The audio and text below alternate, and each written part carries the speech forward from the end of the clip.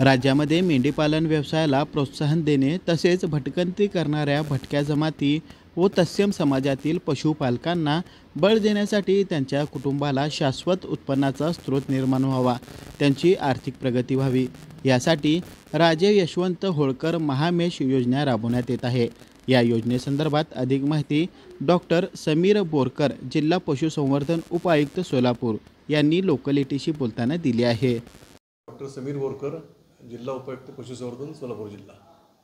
ही महामेष ही योजना आहे, ही पुण्यातलं जे पुण्यश्लोक अहिल्यादेवी शेळी महामंडळ आहे त्यांच्यामार्फत ही 75% अनुदानावर संपूर्ण ऑनलाईन पद्धतीने ही योजना राबवण्यात येते।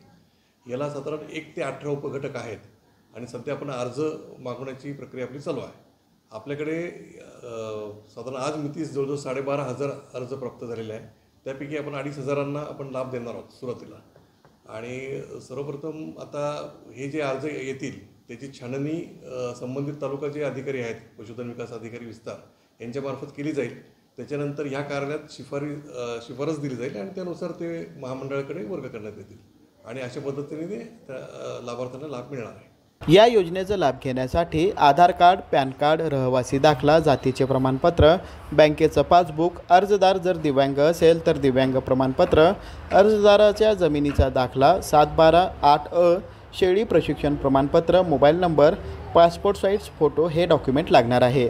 या योजनेअंतर्गत लाभार्थ्यांना 75% अनुदान दिले जाणार आहे। त्यासाठी ऑनलाईन अर्ज करणे आवश्यक आहे।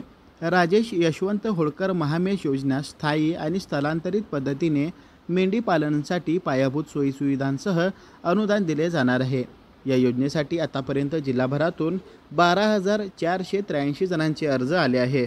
अर्धबंदिस्त व बंदिस्त मेंढीपालन व्यवसायाला चालना देणे, मेंढीपालनाच्या पारंपरिक व्यवसायातून रोजगाराची संधी उपलब्ध करून देणे, या अनुदान योजनेतून मेंढ्यांसाठी चाराई अनुदान, मेंढीपालनासाठी जागा खरेदी अनुदान तसेच कुक्कुट पक्ष्यांच्या खरेदी व संगोपनासाठी हे अनुदान दिले जाणार आहे।